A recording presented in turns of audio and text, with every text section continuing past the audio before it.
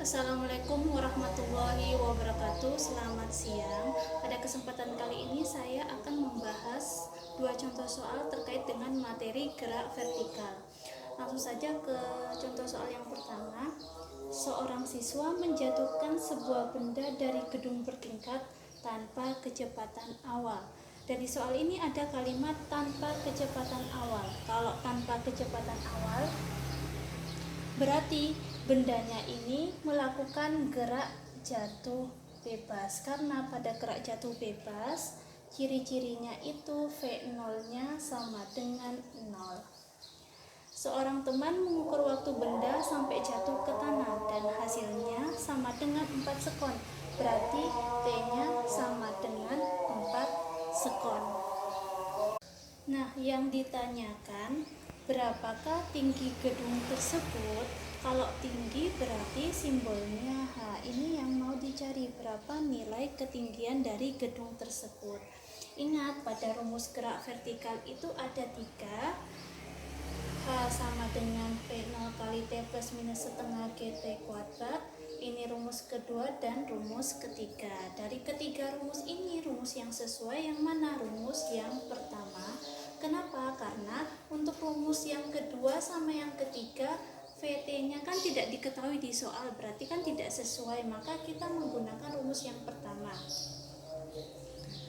H sama dengan V0 dikali T. Nah, di sini kita menggunakan plus apa minus? Ingat, geraknya ini gerak jatuh bebas. Kalau gerak jatuh bebas berarti arah geraknya kan ke bawah. Kalau arah geraknya ke bawah berarti searah dengan arah percepatan gravitasi bumi yang selalu menuju pusat bumi. Otomatis karena searah makanya plus setengah dikali GT kuadrat sama dengan, dari soal kan V0-nya tidak diketahui, maka rumus ini bisa dicoret sehingga sisa rumusnya setengah G dikali T kuadrat sama dengan setengah G itu percepatan gravitasi bumi, nilainya berapa? 10 dikali T-nya, waktunya 4 kuadrat. Ini sama ini kan bisa disederhanakan, hasilnya 5, sehingga ketemu 5 dikali 4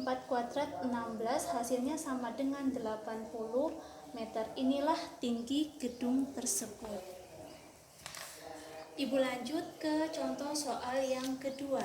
Contoh soal yang kedua, sebuah peluru ditembakkan vertikal ke atas. Berarti geraknya itu gerak vertikal ke atas, GVA, di mana dia memiliki kecepatan awal atau V0-nya sama dengan 200 meter per sekon.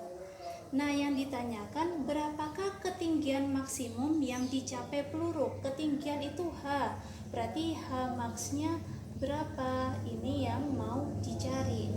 Oke, untuk menentukan ketinggian maksimum, maka rumus yang digunakan yang mana? Dari ketiga rumus ini, rumus yang sesuai rumus yang ketiga. Kenapa?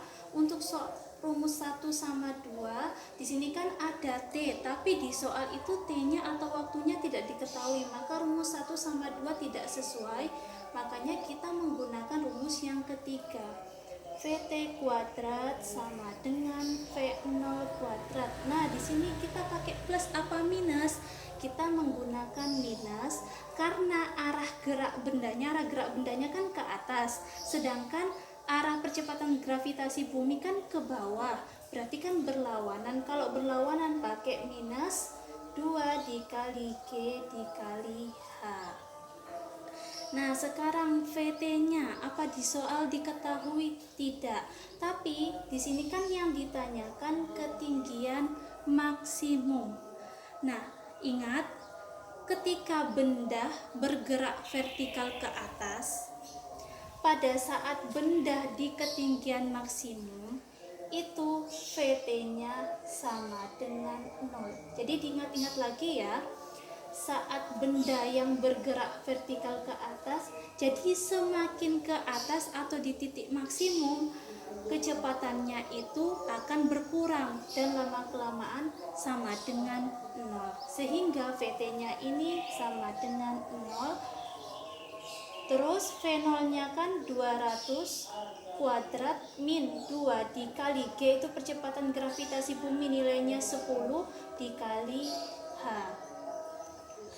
Ini 200 kuadrat itu 40.000 ya, min 2 kali 10 20 H, ini 0. Yang min 20H kita pindahkan ke ruas gabung sama 0 ini, awalnya minus pindah jadi plus, berarti 20H sama dengan 40.000, sehingga hanya ketemu 40.000 dibagi 20 hasilnya sama dengan 2000 meter. Inilah ketinggian maksimum yang dicapai peluru saat bergerak vertikal ke atas.